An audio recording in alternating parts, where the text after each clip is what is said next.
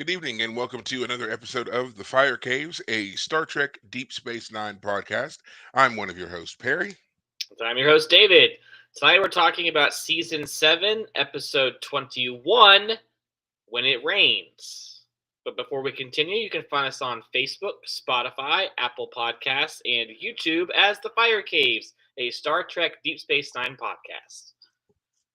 That is correct, and as I say every single week, you should find us and follow us. We are coming to the end of our show, so please do find us and follow us and go back and listen and tell us what you thought. We'd love to hear from you, and maybe you might give us some inspiration as to what to do after these next 5 episodes end. But until we get there, yes, as David said tonight, we are to talk about season seven's episode "When It Rains." Great episode. I ended up rewatching this one shortly before we started doing the show tonight, and I absolutely loved it. There's so much that I want to talk about in this episode, of course, so we're going to get to that. But as always, before we do, I like to give ourselves a little bit of a weekly check-in. So, David, how has your week been? Week's been good. Week's been fine. Work is kind of normal at this point. Wasn't as productive this week, unfortunately, but just kind of is what it is sometimes.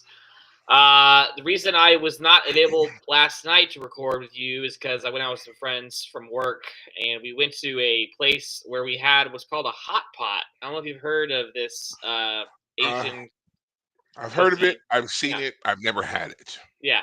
So the idea is you're served a bowl of broth, and there's a heater in the table. So your broth, you can heat it up, you can cool it off a little bit, but you get meat, thinly sliced, and it's a buffet style, and you can very easily take the meat, put it in this broiler basically with the broth already going, and cook the meat in there, and you can get all kinds of sauces and other meats and other things, and you basically have a make it yourself meal at a table.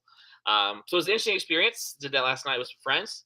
Um, been reading Oliver Twist, like I said last week.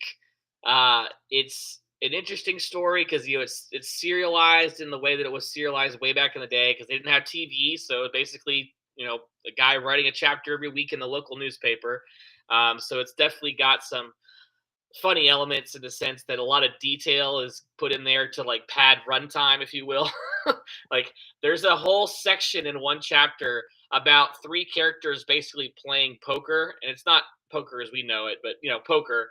And it's way too detailed for a normal book. Like if it was in a normal book, it'd be like these guys are playing poker, and one of them sucked, and one of them was cheating, and that's all you really need to know. But like this whole section is all dedicated to that.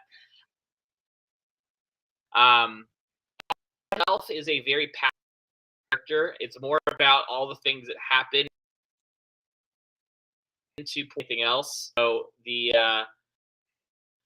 story is a little it's funny that way. This week, nothing else much more than that. So yeah, how about you? What's up with you?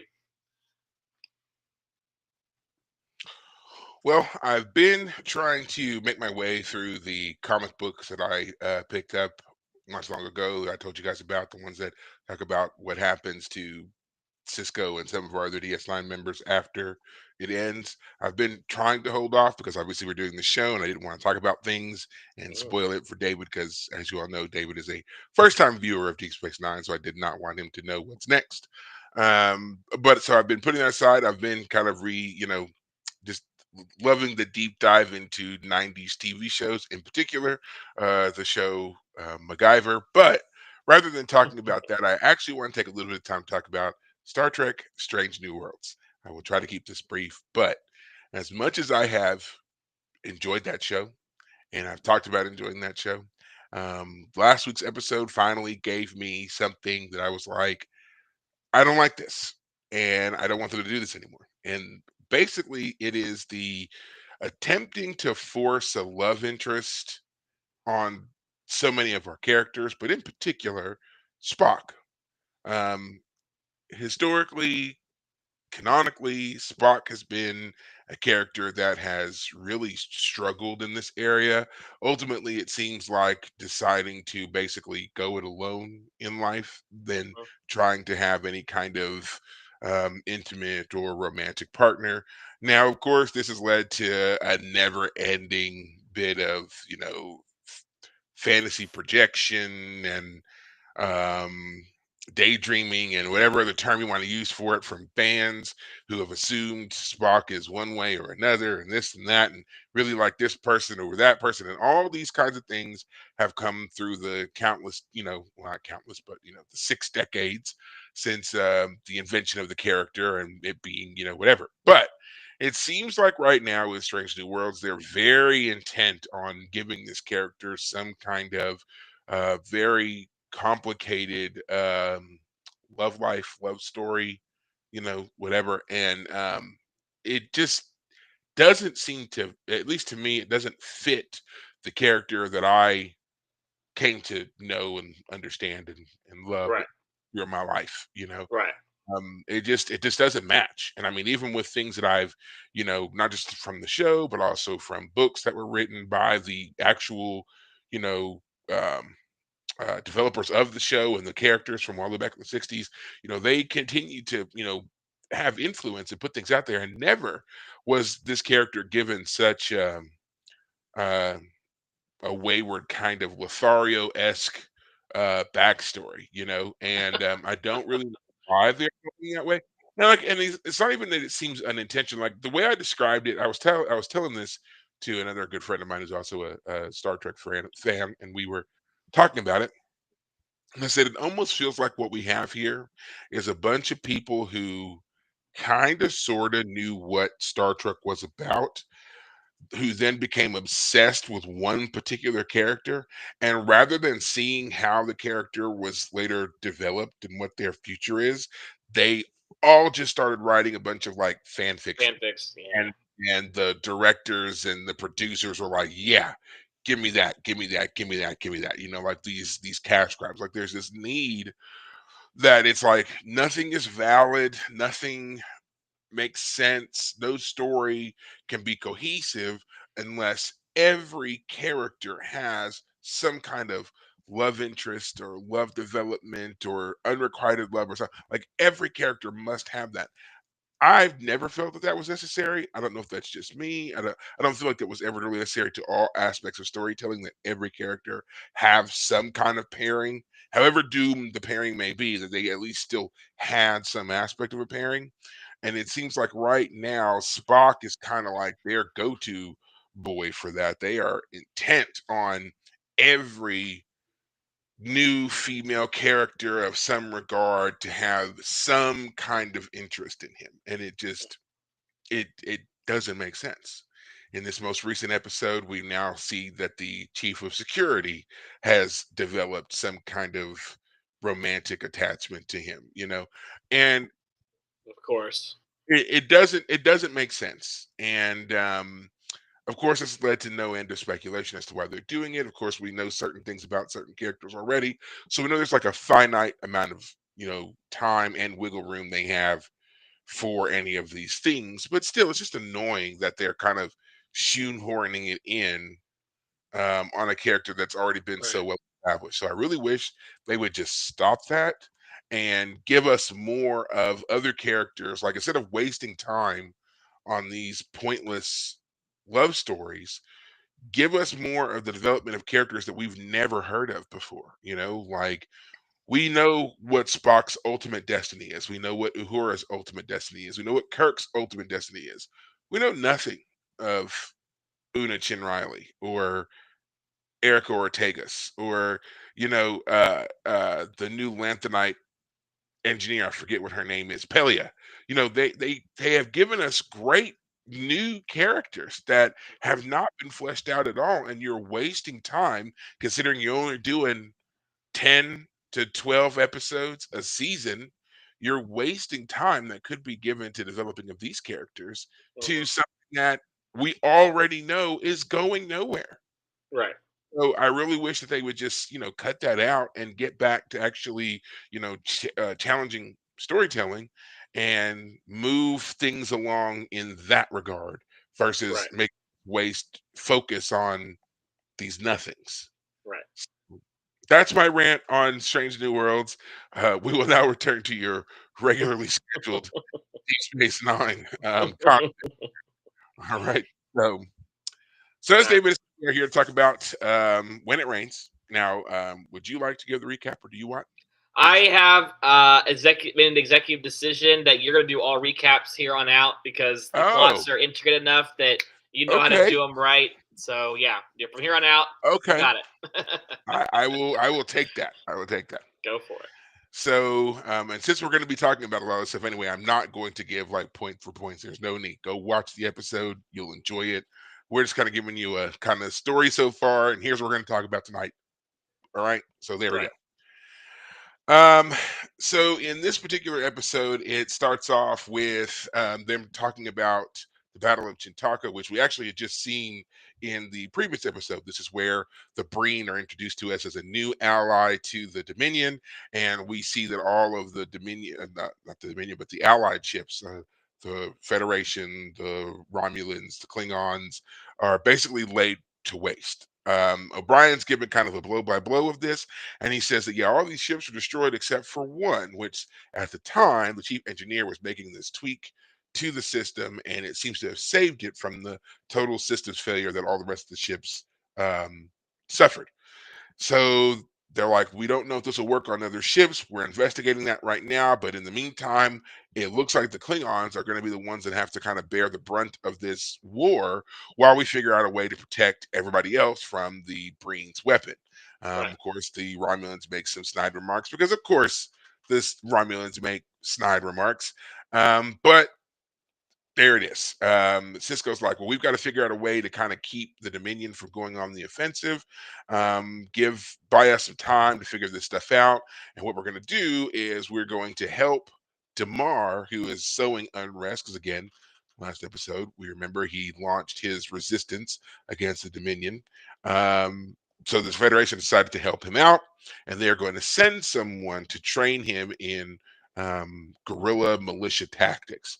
And who better to send than Colonel Kira? Now, of course, Cisco then breaks the news to Kira. Hey, you're going to Cardassia to teach Damar of all people. And if you remember anything about Kira and Damar, they don't like each other. And we also know that Damar is directly responsible for the death of Zial. He shot her. So again, he's not really high on Kira's list of favorite Cardassians to have to deal with. All right. Right. But she recognizes that this is an important part of the overall mission of winning the war. So she agrees to go. Cisco tells her, oh, by the way, take Garrick with you. To which this infuriates her even more. Doesn't like him either. So now she's stuck with going to teach Damar tactics while bringing Garrick along. And of course, Odo has decided to go along with her. So they're all going to go. Now, Garrick is the one who helps them make contact with Damar. Damar agrees to having Kira come, but they're like, her showing up, being this Bajoran, we don't know how everybody's going to react. Can we do something about that? Send Right. someone else? Cisco's like, nah, we're still going to send her, but we're going to basically deputize her, turn her into a Federation officer. They gave her a nice, crisp Federation Dominion uniform and sent Right. her on her way.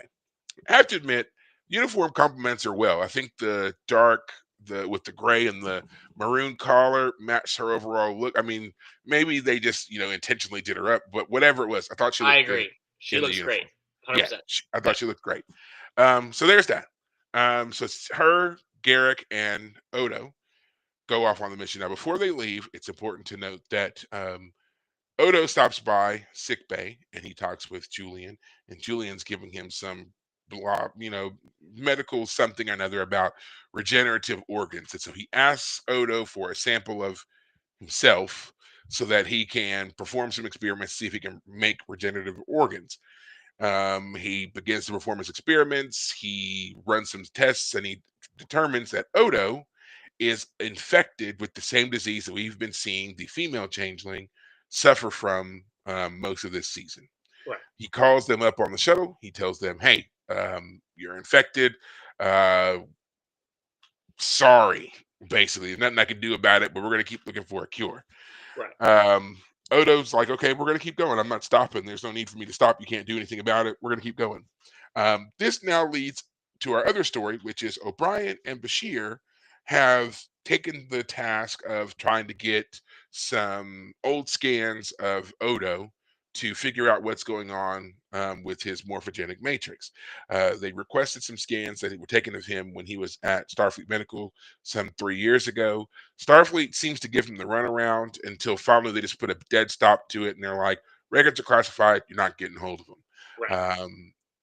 Bashir tries to keep giving, like, trying to find a way around everything. They recognize that Section 31 is involved somehow. O'Brien keeps telling him, go to Cisco, get Cisco's help. He's like, no, I don't want to do that. But ultimately, they finally decide to go to Cisco. Cisco gets the clearance that they need. They get the records. Upon review of the records, they realize someone has made fake records, and they can't figure out why they would do that. And yet it also leads them again to back to Section 31. So again, Bashir's doing his, doing the med thing, and he continues to track back the development of the disease and how fast it replicates everything else, and figures out that Odo was actually infected 3 years ago when he was at Starfleet Medical. That means someone at Starfleet intentionally infected Odo with this disease that Odo was now the carrier for, and infected the other changelings when he linked with the female changeling some years later Right. and passed it on. So now we know that for sure Section 31 is involved in this. Um, Bashir doesn't want to involve Cisco or anyone else because he's afraid that if they do, someone will continue to sabotage their efforts or show up and do way worse. So he's just going to try to, like, figure it out on his own. We also have a little, like, another side plot of Esri and Bashir trying to have this conversation about feelings. At one point, it gets misconstrued that Bashir thinks she's still in love with Worf, but Not just in O'Brien's, love, but like straight up, we're rekindling our relationship. yeah, they're Yeah. actively going to, be back together, whatever. O'Brien's like, no, I talked to Worf, and Worf was like, No. no, we're just friends. It's like, you should really talk to her again. But of course, they get interrupted by other stuff, and Right. move on from there. Um, so that's that story. The next story that we have is also Worf and Martok and the whole Klingon front. Martok is doing exceptionally well as the commander of the Klingon forces. So much so that Gowron, Chancellor Gowron, has decided to induct him into the Order of Kahless, I believe it was called. It's like the highest honor that could be bestowed upon a Klingon, kind of like our, what, Medal of Honor, I guess, would be the equivalent. So this is going to be something that's bestowed upon Martok. Gowron comes to the station to perform a ceremony to induct him. That goes off without a hitch. And then in the ceremony celebration, Gowron says, you are no longer going to be in command. I am assuming direct command of our forces. You're going to go back to just being a soldier. It's time for me to take a more active role Right. in this war effort. Martok's kind of like, what are you talking about? And it kind of shocks everyone else too, because it's like Martok's been doing a pretty good job. In fact, Worf remarks on it multiple times that Martok has won the respect and admiration of pretty much everyone who knows his name, which is everybody. Right. And there's no reason to take him out. And he also remarks upon the fact that Gowron, despite being the chancellor, is very inexperienced when it comes to war and battle tactics and things like that. Um, Through Worf, we discover that basically this is all Gowron becoming afraid of the popularity that Martok has garnered through his exploits, and he feels like Martok may be wanting to make a move against him and become Chancellor himself.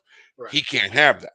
So now he has set everything up to where any glory is directly attributed to him, and any failures are directly attributed to Martok. Mm. Um, it's a very political move. In fact, I'm sure some people would say we could see some parallels in our own political climate if we look in enough areas. But it's something that Martok is like, nah, I don't want to buy into all that. Martok wants to just kind of very much be like, no, he's the chancellor. I don't agree with his uh, decision, but as a soldier and as a loyal officer, I will support it. Gowron decides they're going to start making these hit and run strike missions deep into Dominion controlled space, which all come about with disastrous results. One in particular ends Hold on, hold with on. Martin. We got there yet. I think you're jumping a little ahead there. No. No, in this episode, Galron wants to attack into Cardassian space, and Martok is objecting at the end of the episode, but we haven't yet Oh, sent okay. any Okay. missions out. Sorry. That's fair. Now these episodes Yeah. are all jumping Yeah. Okay. together. This is exactly why. Okay. But anyway, so yeah. So Martok wants to, or Gowron wants to do that. Martok objects. Gowron's Right. like, I don't care if you object. Right. I'm in I didn't control. ask your opinion. Yeah, that's where Right. that ended in this episode. So there, Go ahead. yes. So there's that. Then we'll stop there, and then finally comes to our other story that we've got going on here, which is of course Kai Wynn and Ducat. Now we know that Kai Wynn knows that it is actually Ducat. In the last episode, we saw where that was revealed, and also they murdered her assistant Sobor. And so now they're still trying to figure out how to free the Paw Race from the fire caves. Let's say it. All right. So anyway, she is reading the book, The Coast Emojin. Ducat wants to see it, but she keeps telling him no. She tells him that the book is for her eyes only, and she dismisses him so she can continue her studies. At night, he breaks into her office, goes through the book, and upon reading like page 1, gets zapped with some nice hot Power Wraith fire energy that takes his eyesight. Now he's spinning around and being all crazy and everything else. She comes through and she's like, I warned you, the book was for my eyes only, so now Right. you're being punished by the Power Race for your arrogance, and you're gonna have to suffer. She decides to kick him out and basically make him like a beggar on the streets, and she's like, yeah, go do your penance out there. And Yeah. if the Power Race feel like you're worthy, they'll restore your sight, and then you'll be allowed to come back. And she's feeling very smug and secure in 100%. herself, Oh which is yeah. typical Kai Wynn. Oh And yeah. you're just, ugh, whatever. So Even no, when she does it to Gold Ducat, you're like, you. that's what I was gonna say. you. Like even with it being Gold Ducat, you're still just like, man, just why? Yeah. So Yeah. that is where this episode ends. There are some other things that happen. Again, these episodes, all of these last few episodes, all directly run into each other. It is important to note that, like, even this episode, the way that it ends, it literally just ends. It's O'Brien and Bashir in the infirmary talking about the discovery of, oh, this was something that must have happened to Odo at Starfleet Medical 3 years ago and all that. And they're like, so if we're gonna, like, right, and then all of a sudden, boom, credits pop up. Like, it was such an unexpected cliffhanger. I laughed. I Yeah. forgot that the episode ended that way. The music didn't have its rising tension that you normally get No. before like the commercial break or anything. It was just like talking, done.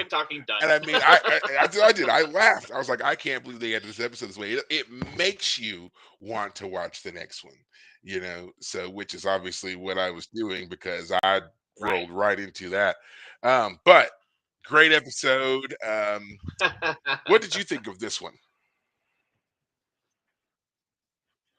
Yeah, the big question I had as I was watching this one was, what are they going to explain to us about?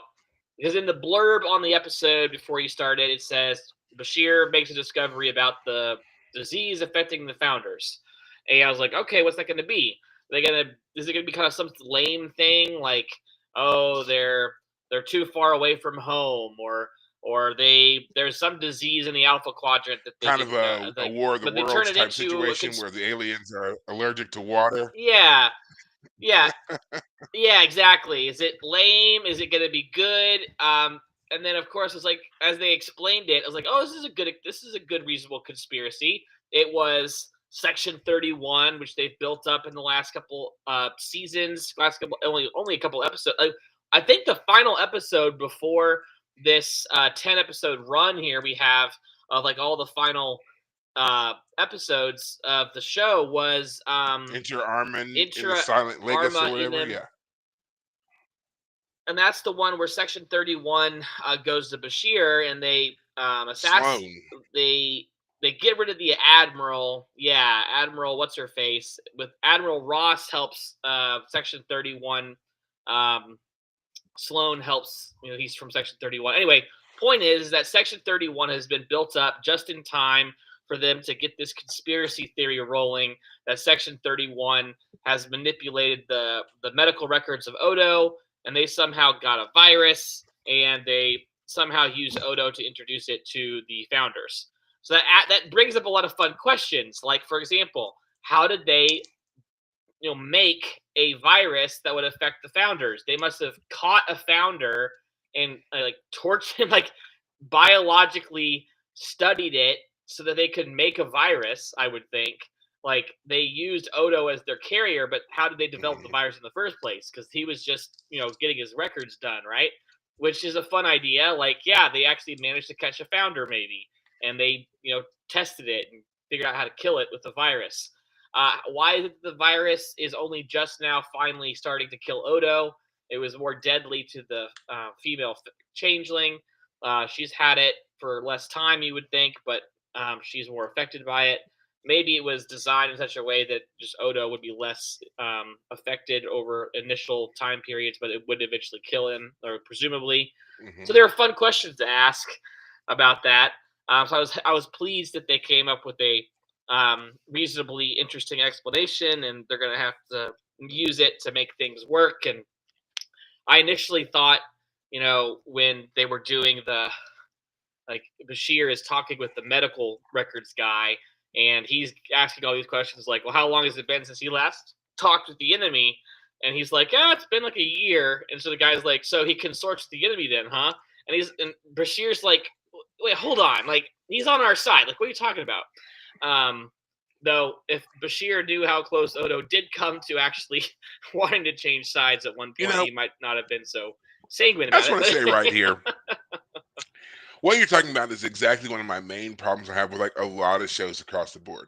You always have someone who's asking a bunch of questions and someone else who's just like freely and innocently and ultimately naively giving all the answers. Like they're not guarded at all. They're not on any kind of alert. They're just talking. Oh, that was approximately 6 months ago. And oh, by the way, I did do that. Like, and they're just blah, blah, blah, telling all the stuff, not realizing they're making the situation so much worse. And it always makes me wonder, like, what kind of world do you live in where you can be that naive and exist at the same time as somebody else who is so inquisitive, I guess. I'll give like, and you're and in no way do these two people see how they could both be potentially exploited or used or whatever it is. It just bothers me so much.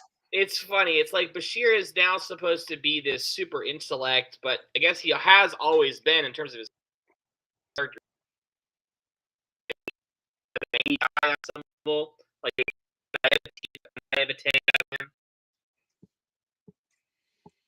So we appear to be running into some technical difficulties. Just bear with us a few moments. Can you hear me now? You cut out. You cut out a little bit. Oh, go ahead. My apologies. I was just saying that Bashir sometimes comes off as innocent, but he's supposed to be a super genius, and those sometimes seem to conflict. But who knows? I mean, whatever. I mean, he's a genius on the medical record side. Maybe he's been like an innocent guy when it comes to like his personality and characterization from the very beginning. Initially, it was kind of jarring how innocent and naive he came off as, kind of a jerk, and offended people without meaning to in some ways. But anyway, so I liked that plot line had, like, it was a good little twist of what's going on. We have some conspiracies going on. I don't know if Sloan will reappear. Heck, I mean, Garak reappeared. Galron appeared in this episode. I mean, of all the we got a bunch of people to come through in this one. I mean, honestly, we hadn't even seen Martok in a little bit, So, but now if you think about it, all the like upper people are here. Martok, Galron, Admiral Ross, Garak is here. Damar, even though he's on the station, is there. Dukat, like all of the people that have kind of been central to the show over the last like 4 seasons are all playing very Right. important parts in every single one of these final episodes. It's Right. great. Like I don't know if they'd ever be able to do it, but it's like one of those things where you kind of wish they were all in one room and you had Right. like all the good guys lined up on one side and all the bad guys on the other side, just make them do their respective face-offs. But I mean, that's childish. I understand that. I'm just saying it'd be cool to see, but Right. I'm enjoying it a lot. It's like all of our best actors, our best characters are putting forth tremendous effort here Right. in this episode, in these episodes. Right. Right. We also got a great showdown between um Martok and not Martok, I'm sorry, Gowron and Cisco. The the voice acting alone in Cisco's office during that scene was amazing. Like those two guys, stellar performances. Yeah. Yeah. Remind me when the guy who plays Galron is who? Oh, you would ask me and I forgot his name right then. Uh. Um Crap. Now I feel bad because Here, I'll pull it up on the episode. Here we go. When it rains, it's Robert O'Reilly. There we go. yes, Robert O'Reilly. I was gonna say he always in my head he always came off as like smaller than he is, but like when you see him standing next to Worf and Cisco, like he's just as tall as anybody else. But for some reason, when they No, first introduced him, he's small. he He's is okay. smaller than they are. Yeah, Um, okay, that's now how I remember him. But he looked taller this The time. Klingons tend to wear. They've got their boots and stuff on, which give them a little bit of height. But also, what was affecting that here is the hair. His Ah, hair was huge. He's rocking like 80s, punk rocker hair yeah, in this episode. So yeah, okay, that definitely is going to throw you off a little bit. But yeah, pay attention not to the hairline, but to the hair height, but to the actual hairline. He's down here. So okay, yeah, he's not fair enough. nearly as tall as Worf. I think him and Martok are around the same height. That was it. That was it. Okay, yeah. But as Vincent said, yeah, you don't want to get in a staring contest with them. It's just fun to see these actors who have been, here for so long, getting a chance to like help bring this finale to a conclusion. And yeah, Um, and been a part of Star Trek for so long. Don't forget, we were introduced to yeah, the character of Gowron all the way back in Next Generation, like season season 3, right? three. Yeah, Yeah, season three, I believe. yeah, So yeah, I mean, it's just been a long ride for this yeah, character. yeah, exactly. In fact, the part of the reason I'm bringing him up at the moment is because if you go to the actor for Martok, his JT. page, JT Hertzler. If you scroll down on the Wikipedia page, you can see him as Martok with at a Toy So they still are, involved in the community. At least everything else. So you broke up there Yeah. again. So you say that again. You can see Ah, them where? you can see them at a Star Trek I convention in think you their were makeup. talking. Yeah. Yeah. Yes, Yeah. they did that for quite a while. Would show up at conventions and kind of have like this Klingon group, and tell stories and drink and Yeah. just really have a grand old time as Martok and Gowron. Right. Um, yeah, something to see for sure. But yeah, I don't think they do that anymore. Again, that was a good bit ago. Both of these guys are kind of up there in age now, so I don't think that they're really donning full costume anymore. But Right. yeah, they still do conventions and talk and everything else. But I don't think they're doing the full on, you know, batleth swinging, drinking, and all that they used to. Right. So. Right. But no, Yeah. we have to talk about a very serious question that's brought up in this episode, and one that was actually posted here in the chat, and that is, of course, about biological warfare and also, genocide. What Section 31 is doing here is both of those things.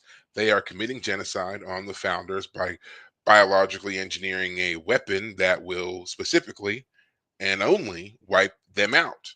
Mhm. So, the question is raised, is this something that is ever justified? Now, um, I think that there's people who are going to argue yes. There are obviously going to be people who argue no. I don't think that we have the ability to kind of go through every single philosophical aspect of this. So I'm just going to go ahead and narrow our focus and just say, for us personally, how do you feel about those particular things? Do you feel like it's justified? So forth and so on. I mean, I have to say, it's a great question. The show has put us in a position where, I mean, my initial reaction is yes, they are a group of aliens that have said they are willing to annihilate anyone that they can't conquer.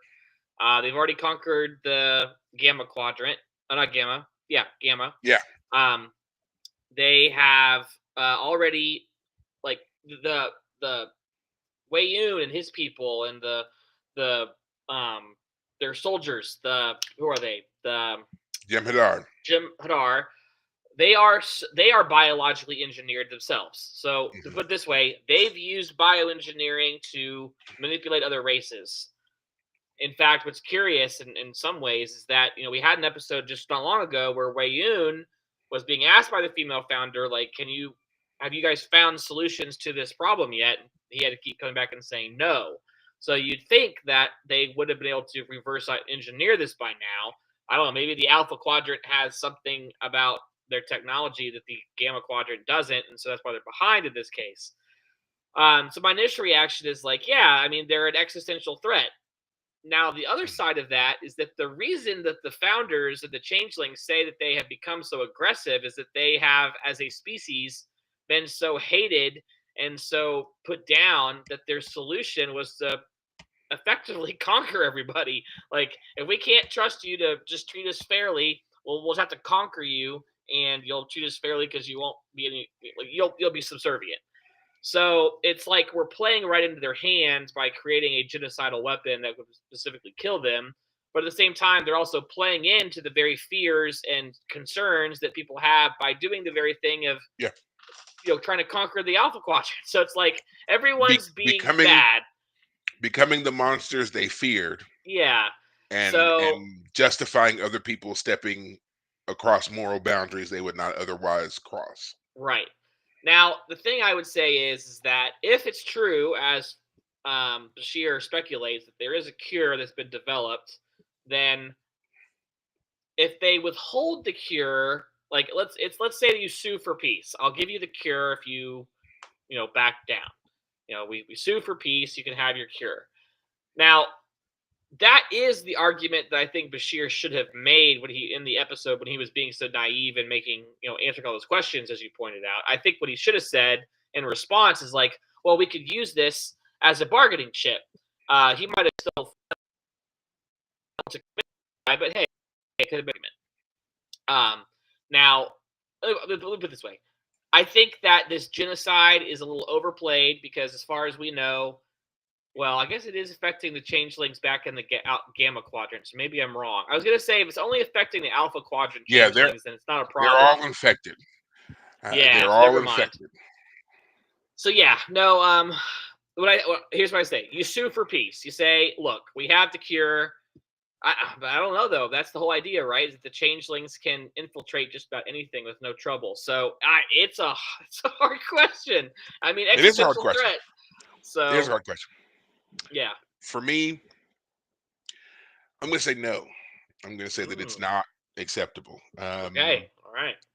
We can fight battles on, for any number of differences, but ultimately, I feel like our goal should always be in trying to find some kind of compromise that allows everybody to live and coexist peacefully. You don't have to like everything about a person, but you also shouldn't have to be forced to live with them either. If you want to, if you don't want to worship the way that they worship, you believe that your church should be green and they want theirs to be purple, okay, then build a green one. Go with the green one. No, like Right. I don't see a problem. That doesn't mean you should end someone's life over such a difference. Now, I mean, again, people will argue some are more important than others, so forth and so on. But to this point of specifically developing a weapon to target and completely wipe out your enemy, to erase them entirely, I just feel like is completely unacceptable. There's got to be any number of other solutions that you can explore before committing genocide. It's just you feel like you're so fundamentally different from them that the only way you can continue your existence is to stop theirs. I mean, to me, that just sounds incredibly um, arrogant, to say the Right. least, but also just incredibly cruel. I mean, because then what's to stop someone else from turning around and doing that to you? Someone else who says, "My existence would be better if you didn't, if you ceased to be." Right. Um, I just don't understand how anybody can ever get to a point where they feel like that would be justified. Now, to directly refer to what we know in the universe here in the show, Star Trek, with Starfleet in particular, Starfleet has always been about embracing other cultures, embracing um, the unknown. Right. We don't try to eradicate you. We will defend ourselves, but we will not try to eradicate you, and almost to the point of fault. That was one of the things that Worf was brought up on charges for when he was accused of killing all of those Klingons on that cargo ship. Right. Cisco made the point to tell him that the ultimate sacrifice and responsibility of a Starfleet officer is to willingly give up your life in defense of others. You were Right. not sure what you were firing on. And so, because you were not sure, you should have been willing to die until you were absolutely sure. And he says, until you are ready to make that choice, that decision, you will never be ready to be captain. And once Right. you figure that out, then you will get that final pip on your collar. That was the whole point of that speech that he gives Worf in that episode. And so I feel like to find out that Starfleet, by way of clandestine organizations like Section 31, in any way was sanctioned such a creation of a biological weapon is a direct portrayal of everything that Starfleet stands for. Right. And they might want to go on and, well, we didn't really know, we don't ever, but we know for a fact that people like Admiral Ross have at the very least colluded with Section 31. So there has to be some kind of connection, oversight, something that allows at least a few people in Starfleet to be aware of what Section 31 is doing, and for them to just be okay with it, to not stop it, to not out them, to any of that is, again, it flies in the face of what we're told Starfleet in particular is all about. Right. So I still wouldn't agree, and I don't feel like it's justified. And to the broader point, to bring it back to what I said earlier about what Cisco said, if you truly committed to Starfleet's ideals, then in this situation, while totally willing and ready to defend yourself and your position and so forth, ultimately you should be willing to lay down your life because committing genocide is a reprehensible act.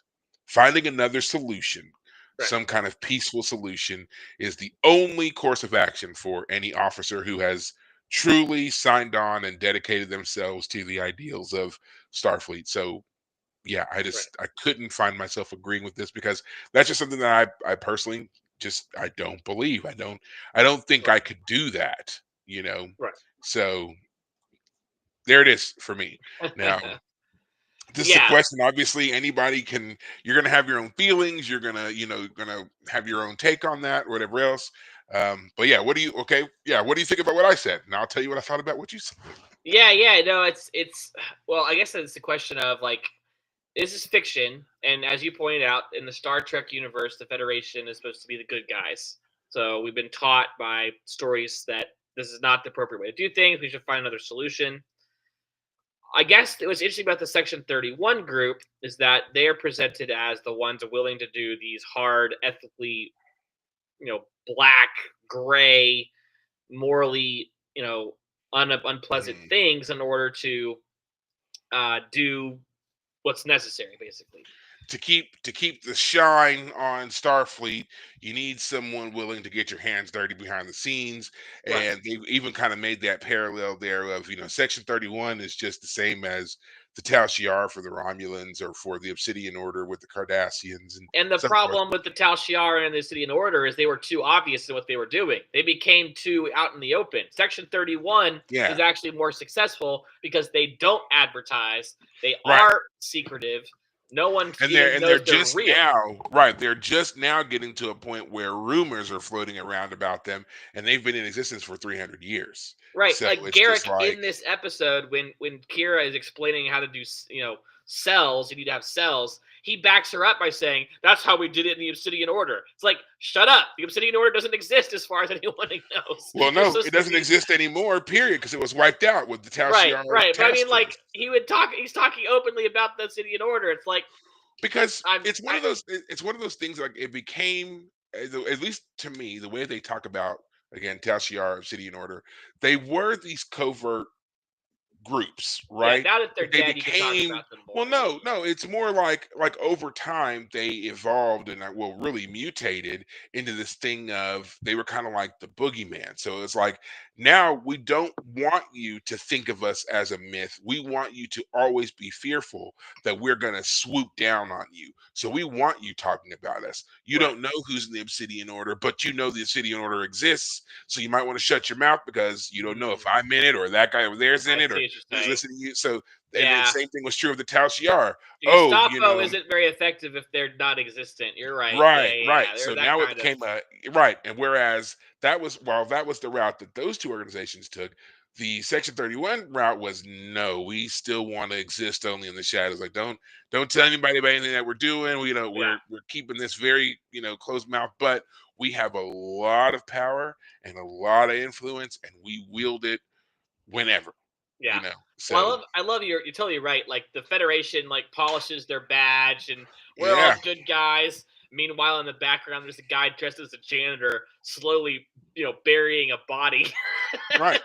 Or not even burying a body. He's somehow managed to turn his communicator into a bomb. And Yeah, so, and he switched it out with that, third lieutenant over there who wasn't paying attention, who he knows is forgetful, who's going to beam aboard the alien ship and forget the communicator is there. And then when they beam back, blow up the ship. And it was an accident. And yeah, no one knows what happened, but it was Section 31 yeah. the whole time. Like that's the kind of stuff that they would do Right. and it's just like it the way that it's always phrased that in order for one to exist you have to have this other. It's also a reason why the whole concept of Section 31 when it was initially introduced was so controversial because as far as Roddenberry was concerned all of this kind of stuff didn't happen. Secret government groups and entities out there doing things unbeknownst to the rest of the state was a big no-no for him. That his whole point was that at this time in the future humanity had solved all of those problems and all those issues. We had eliminated the need for any such organization to ever exist, and now we had elevated ourselves to this level that we were venturing forth into the universe to learn and to adapt and coexist with other cultures that are out there. We weren't warmongers, we were peaceful Right. explorers. So to have something like Right. Section 31 not only pop up, but then to have a secret 300-year history really kind of hit diehard fans hard because it was just like, that's exactly the opposite of what Roddenberry had been telling us for so long. Right. Now it's kind of become like this, kind of accepted thing in Trek now, grudgingly. I mean, you even had that disastrous Section 31 movie. Woo! Show Less said about yo, that. not Yeah, oh, less yeah. said about that, the better. You know.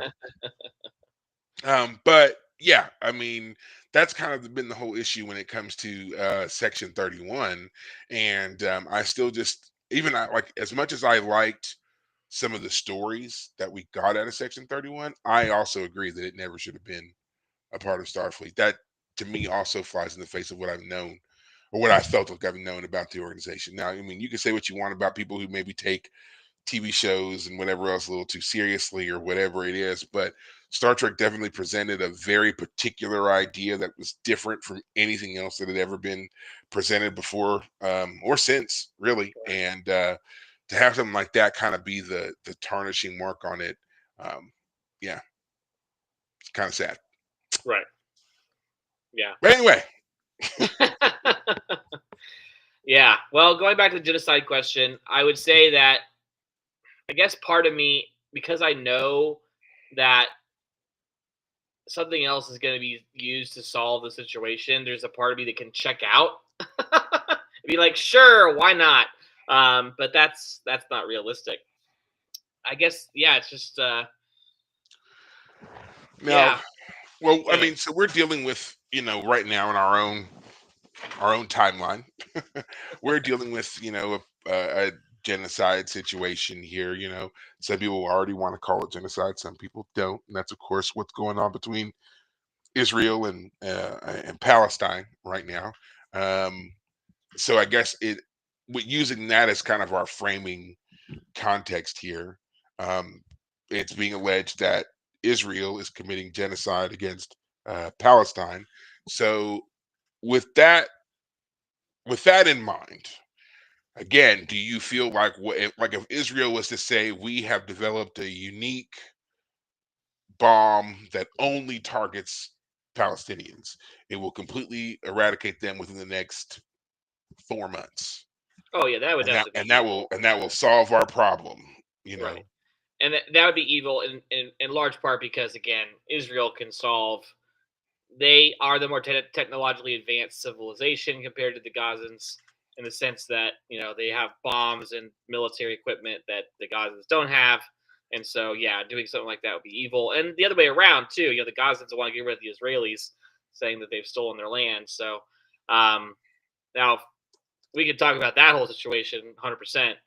The real question about the I guess in my mind, if the virus kills only a certain number of changelings, and therefore again, if it was just stuck to if it was just the alpha quadrant because the wormhole is blocked right now, if it was just if there is a cure and that was being used to like leverage the situation, all of that I can see. um but if it's straight up we're killing all changelings, yeah, I mean the real question so too.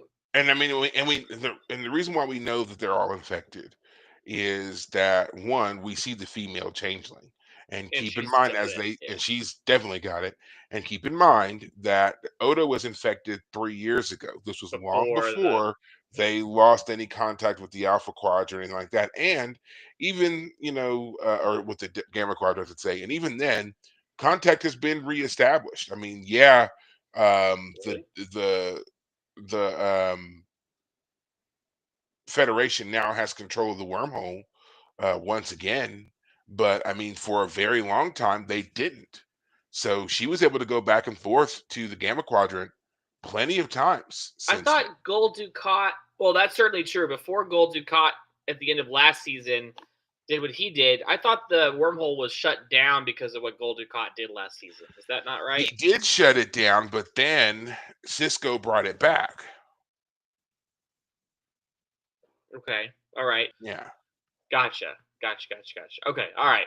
yeah. But as far as we know, though, the Dominion hasn't been able to get anyone through the wormhole all that time because the No, but during that brief time, but again, Oda was infected 3 years ago, and he had already linked with that female changeling many times in between that 3 years true, and now. So true, true. presumably she was infected the very first time he linked with her after his visit to Starfleet Medical, Yeah. which that would be when the Dominion took over the Station. station. Yeah. Goal or Tal Shiar. No, not Tal Shiar. What do they It was call? They call Deep Space Nine Tarek Nor. Terractor. I was going to say that, Yeah. but couldn't think of it. So Yeah. she would have been infected then. And then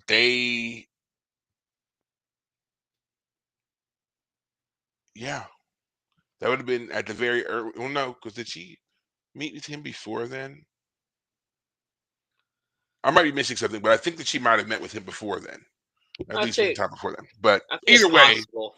Yeah. either way, we know that all of the um, changelings are infected. So that's all that matters. Right. So Exactly. again, that's all that matters, and we know that this is now something that was created by Section 31, and it's crazy that it was a Federation institution that did it. Right. And I assume what the plot is going to be in part is that Bashir will solve it. He'll figure out a cure and he'll somehow convince I don't know if he'll completely convince the changelings to stand down, the female changeling, hey, I can solve your uh, condition, the same condition that we put upon you. But I won't be surprised if he turns out to be our solution to that little problem. But hey, but I don't want to predict too much. It's kind of boring Well, sometimes. you'll find out in 5 episodes. So Yeah, just no spoilers. Don't go reading anything. yeah, I'll try not to. Sheesh. Yeah, So now, before we wrap this episode up, I feel like we have to turn some of our attention to um, Adame and Ducat. yep, Um, we got a lot with them, but nothing that really furthered them along in the path of finding the paw race. She's still reading the Coast Emojin. Most of this was more about seeing Adami kind of getting her power back, as it were, because she seemed kind of lost there for a little bit. To yeah, Ducat really kind of leading the charge on anything, having to persuade her and convince her to have Sobor bring her these books to begin the studying and all of this stuff. And then, of course, there is the betrayal of the reveal of Angel as Ducat. And how distraught she was and crazed, even to where she stabbed Sobor, and now she seems to have kind of gotten over that fairly quickly. Um, yeah. The so, first so they thing we had this, see, yeah, she's calling in an officer to come do everything you can to find him, and then as soon as he's gone, she's like, um, very relaxed about it. Yeah, I yeah. forget what else she says, but yeah. Ugh, I don't even want to read that one, Vincent. No. Um, Actually, I do want to say I find it interesting now that she knows that Gold Ducat or the Ducat is Ducat. He keeps calling her a Dami, and she doesn't tell him to stop. She doesn't tell him say, "Hey, you're not allowed to call me a Dami anymore." I mean, he says some pretty egregious things. He's like, "I thought my place was in your bed," and yeah, she's like, "I'm never very gonna much, touch you again." very much reminding her that they've already done the deed a few times. Yeah, So he has don't a be acting all repulsed by me now, because I've seen you naked. And I mean, he has a that's fetish for Bajoran women, man. yes, he absolutely does. He Straight up absolutely fetish. does. He cannot let them go, and He it wants to be loved by is. the Bajoran people as personified by women, Bajoran women expressing that in his bed. Not in his He bed. He does. wants to go to their bed. That's actually what he Yeah. really wants. He doesn't want to be, hey, come to my bed. He wants to be invited to theirs. 100%. Yeah, Um, that's the true sense of power, right? You yeah. didn't drag them to your bed; they invited you to theirs. That's it, That's the man. difference. Whew. So Yeah. yeah, I love that his plot is revealed very quickly. He's like, all right, fine. This isn't working out with the Kai, with the Dami. I'm gonna figure out what this book says myself. And immediately, I thought the book was gonna be blank for him. That he yeah. has Because that to. first page, when he opens it, it was blank. I thought the same thing. I was like, Right. ah, you gotta kind of be touched with a little bit more Bajoran to get into the book, huh? Exactly. And then it was fun that no, the actual secondary, the first lock that you can't. If there is a physical key, then you have to kill someone and put their blood on it to make the letters visible. And third, if you're not the Kai, you're not allowed to actually read it, which is actually interesting because that means that, assuming that the Paw race brought the book into being, well, no, they're also able to see the future. So they knew that Kai Wynn, as the Kai, was going to be the one that was going to read it. So they knew that that was going to be one of the things to, like, you thought it was the Bajorans who said only the Kai can read the book. Well, no, it turns out that the Pa race, knowing the future, knew that the only person they needed to have ever read the book would be a Kai, and so they themselves put that little, you can't read this unless you're a Kai on the book. I love that it blinds them because it's just great. And then you're totally right. Louise Fletcher as Kai Wynn, as Vincent says, getting her groove back. She was so Y'all are both happy. disgusting. Yeah, but she loves it. This is her, and I realize why we hate her so much. She loves to excuse and rationalize anything. You need to be humbled. You need to go out and earn your food and maybe earn enough for some shelter at night, and maybe you can come back when the paw race have forgiven you. Like all of that kind of makes sense, but at the same time, she just made it up. She made Yeah, all of that up on the fly. it's such a, and I mean, I don't mean to bastardize the term, but it is such a religious take. You were Yes, brought low by the gods, so you yes, must serve your penance. right, And what better way to do that than to be made even lower? right, And you are a poor, no named beggar, right. and you've got to figure out how to make your way through the world. No name blind beggar. Yeah. Well, it is also the perfect religious excuse for someone suffering. You offended the gods, and instead of me being the kind, merciful one, like you think the gods would want, or at least the Christian God. No, it turns out that my version of justice here is to really shove it in your face and Well, make you suffer it even more, feel the mhm, full weight of your suffering. I mean, to be quite frank, I want to see Gul Dukat like suffering next episode, and then him come back with a vengeance. Something happened where he gets his groove back, and he sets Kai Wynn back a step, and then they're back being yeah. these equal evil buddies. Um, it'll be a fun. It'll be fun to see what happens to him over the next little bit. And also, just real quick, it also is. I wanted to point out what she says to him is also very much in line with things that we had seen from people in the past who used religion as a way to justify their power and Yeah, their position of authority. yeah, Well, the gods have punished you, so it'll yeah. be up to the gods to take Save you. pity on you, Yep. to save you, to be kind to you. Not me, not this person who is in a perfect position to provide you with food and clothing and Right. shelter and so forth. Right. Not me. No, if God deems it so, it will happen.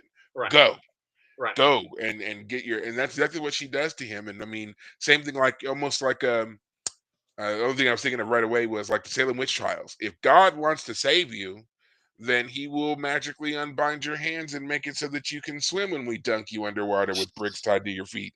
Like like all of those things.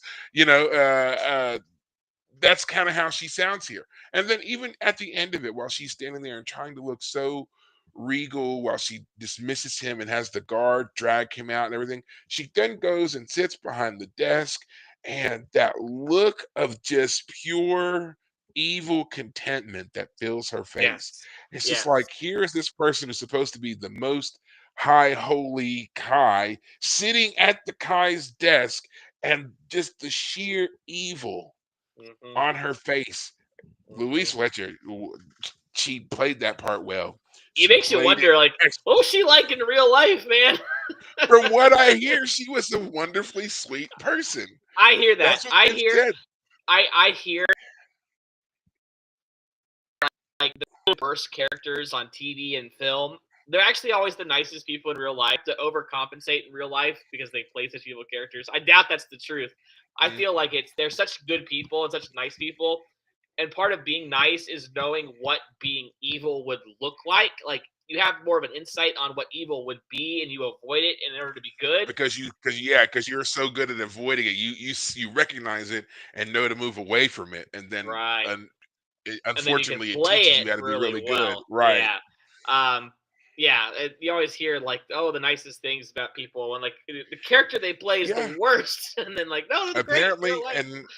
and apparently that holds true for Louise Fletcher. She was known to be quite friendly, quite sociable, a very kind woman, especially in her latter days. Everybody just had nothing but very nice things, very pleasant things to say about her.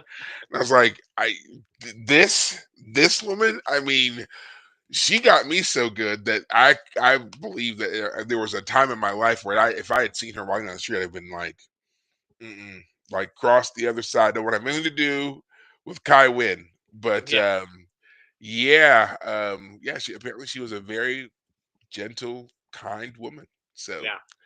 On your Wikipedia page, it says she took an 11-year break from acting to raise her two sons back when she had kids. So, yeah, she looks like she both walked the walk and talked the talk a bit. yeah, So, well, good for her. yeah. And good, and I'm glad that we actually got the opportunity to have her in the show. And I mean, I love to remark on the fact that she's only in 19 episodes of a 7 season run, 26 episodes a season. She's only in 19, so she didn't even really make a whole season under herself. Well, And I was yet gonna say, I mean, she a whole created, season's worth of characterization is a lot, but yeah, go but ahead. she didn't even get a whole season, not really. And for her to have made such uh, a remarkable character stick with us. Right. Also, just goes to show just how wonderful of an actress that she was. Well, and So, I yeah. it's also great that these actors, not all of them, like for example, um, uh, O'Brien's wife Keiko, the actress who plays her, I forget her name at the moment, Rosalind Chow. Rosalind Chow. She's lovely. She's great. Obviously, it was kind of awkward having the character, Miles O'Brien. He's married, his wife and kids. So like this whole the Dominion War thing, they're separated because they're back on Earth. It's making more sense. It just allows O'Brien to just be more, just do whatever. They don't have to give him his wife and always have to keep him the old ball and chain. But what I'm trying to say though is that it's great that all of these actors and actresses are willing to stay and play bit parts. We don't need you every episode. We need you every once in a while. But they come back and they've created characters that, like, she was the worst from episode 1, man. Louise Fletcher, Kai Wynn, she was the worst, and she hasn't changed. The writing has been really good on her character. The writing has always been consistent. Her acting has been consistent. So it's fun to see all that paying off now in this Yeah. really great conclusion to her character arc. She switched over to following the Paul race and just the prophets, blah blah blah blah blah. The Paul race now, she says instead, blah blah blah blah blah. The Paul race, their love of the Paul race has left you, and so until their love is returned, like she could have said the prophets just as easily two Oh yeah. seconds ago, and it would have come out just the exact same way. And we know she doesn't believe any of it. All she wants is power. Yeah. All she wants is power. And anytime Absolutely. she can, exercise some powers, when she gets that smile on her face. So, she's great. She's great. Well, I think that's gonna about do it for us We on can this talk about episode. Kira and Odo and the Cardassians. There's not a whole lot there, but There's not a whole lot there, but there's so much more in the next episode. So I was like, I would rather just save it wait and for kind it. of do Okay. all of theirs together. Well, I do want to Um, say, as you said in your recap, she looked very great. She looked yes. fantastic in the Federation suit. She should have had one earlier, but I liked how the plot gave it to her now. The plot brought it around to her now having it. There was a reason why she didn't have it before. But yeah, she looks amazing. Um, uh, Played by The Nah the Visitor. that yeah, I was gonna say Turner for a second. I was like, that's not right. Yeah. So yeah, she looks amazing. And those suits are so great. Ever since they introduced the current suits in what, season 4, season 5? I think it's season 5. Yeah. Yeah. Yeah, I think it's They're the middle of just so season good. 5. But Yeah, I mean it's a great classic look. You got the silver shoulders, the all black, bottom part there, and then of course your color accent on the with the undershirt, and then the cuffs too. If you notice, they got the colored bands on the cuffs. It's right. clean, it's streamlined. The black looks good in every light setting that they're in. You don't have to worry about weird costume changes or fittings, or if something's hanging out or whatever, because it's all black, so it all kind of like blends very Right. nicely. Even Admiral Ross, when he steps out to show off that he's an admiral, he's got the little bit of gold trim. He's got the belt that he wears with the Starfleet belt buckle. Looks Right. great. It's a Yeah. classic look. They should have been doing this for a while. I mean, we can say what you want about the bright, red ones from TNG and all that other kind of stuff, Yeah. but there is something about this kind of streamlined It's look subtle. It's here. such a subtle look. Yeah. Yeah. And then Classic. it's the only time that it's seen. Every show after this has done a uniform change, but it's more like a rip on the next gen uniforms Mhm. than anything else. And I'm like, y'all have a great design The right ones, here. the ones where Picard's constantly having to adjust Yeah. himself to fit quite right. And they Yeah, said, that one. yeah, they said, no. They said, what is this sleek, elegant, cost effective design of Deep Space Nine? Yeah. No, we're going to throw another $200,000 into uniforms Uh, to make offset hey, that collars. costume designer has to And get paid for some reason or other. I guess, yeah, for Deep Space Nine, they made one set of these and they held up so well. They're just like, well, there you go. Yeah. Just, you're fired. You're done. You outdid yourself. Go home. We'll call you back. And they learned their lesson. And now everything now is bright colored patchwork, mismatched collar. Like I don't understand that at all. Like, go and watch Strange New Worlds in the first season. The uniforms, they're those Yeah, solid the colors, and they got the black collars, and then like one side of the collar is higher or whatever. I don't know what that is. What is that? It looks uncomfortable. You're not like just scratching at one side of your neck all the time because it's all the way jabbed up here while the other one's hanging loose. Ugh, awful. I don't know whose design choice that was, but it's just awful. And then in the new one, now in the 32nd century, the bottoms of the uniforms are off. So like the whole length, is there, and it's a zip, so it zips up in the front. And then when it goes down to the bottom part, instead of having two ends of your shirt that hang normal, one is off center a little bit. It's like, uh-huh. just go around and cut that off. Right. Make it even. Why are we doing this? So whatever. There's a uniform I won't be buying. So there. Yeah. Well, all right. I think that will do it for us. We will save the Odo, Kira, Odo, Kira, Damar, and Garrick stuff for next week. It is a doozy, by the way. Oh. You're gonna love some stuff that happens in the next episode and some dialogue, and I can't wait to talk about it because it is it. The moment is just. I watched it. I watched it twice just because, Okay. and that's all I'm going to tell you about it. When you get there, you'll know what I'm talking about, and you'll be so excited to come here and talk about this episode. So Gotcha. we'll do that. Um, New Trek updates, real quick. Obviously, Strange New Worlds is still going strong. You can catch a new episode of that show every Thursday on Paramount Plus. The Star Trek not Strange New Worlds, but um, Starfleet Academy show is scheduled to come out later this year as well.